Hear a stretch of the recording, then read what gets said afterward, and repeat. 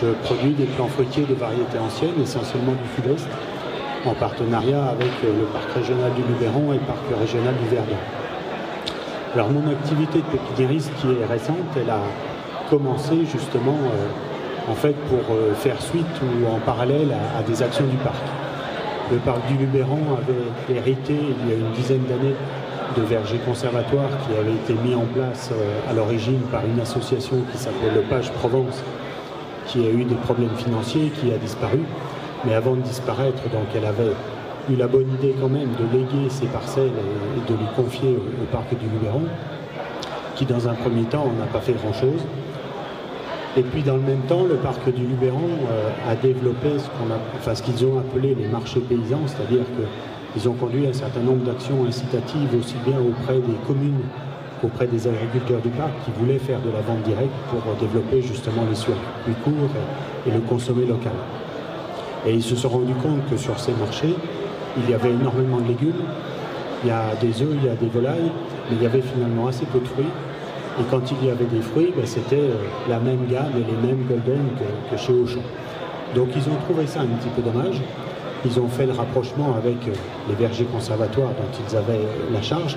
Et ils se sont dit, mais après tout, pourquoi pas essayer de faire sortir les variétés de ces musées vivants que sont les conservatoires pour que les agriculteurs se les réapproprient et puis fassent de la conservation en fait par l'économique.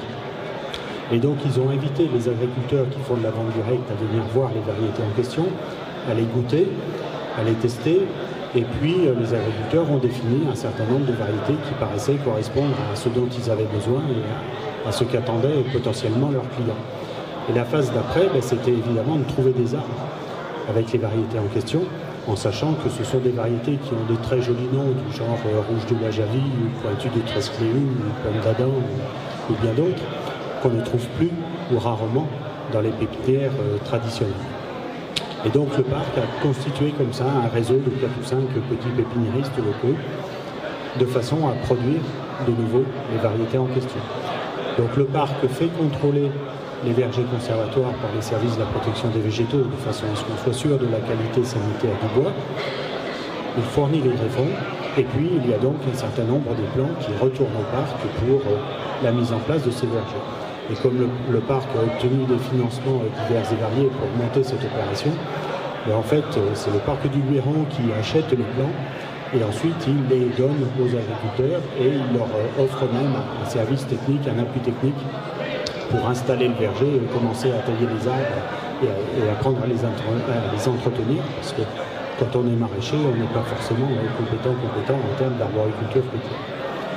Et donc les plants que je produis sont pour la plupart destinés à retourner au parc du Luberon et puis depuis 2 ans au parc du Verdon qui montre le même genre d'opération pour mettre en place ces fameux vergers paysans et donc participer à une conservation active de ces variétés anciennes.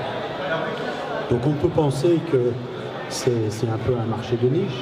À part ça, je commercialise sur des plantes spécialisées et on peut penser que ça s'adresse essentiellement à des vieux nostalgiques du bon vieux temps ou au contraire à quelques bobos en mal d'authenticité.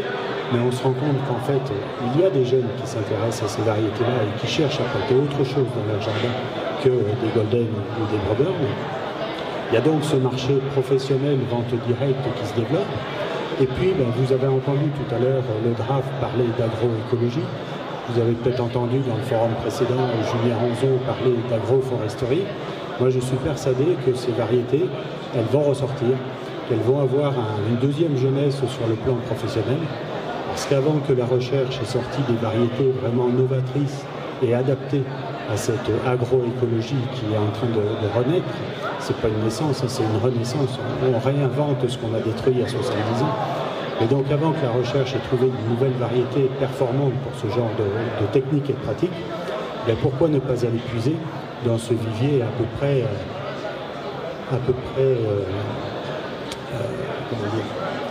infini des variétés anciennes. Simplement quelques chiffres, à Gap-Charence, il y avait la collection nationale poire, il y avait 900 variétés. Et à côté de ça, il y avait une petite collection de pommes où il devait y avoir à peu près 500 variétés. Si on prend toutes les variétés traditionnelles qui existent en France, ça fait un nombre considérable. Et là-dedans, c'est évident qu'on va trouver des résistants au froid, des résistants au sec, des résistants au chaud, des résistants au puceron, des résistants à ceci et à cela. Et donc, à la limite, pourquoi créer de nouvelles variétés quand on peut éventuellement bénéficier de ce qui existe déjà et de ce que nos ancêtres avaient sélectionné pendant des générations et des générations d'agriculteurs.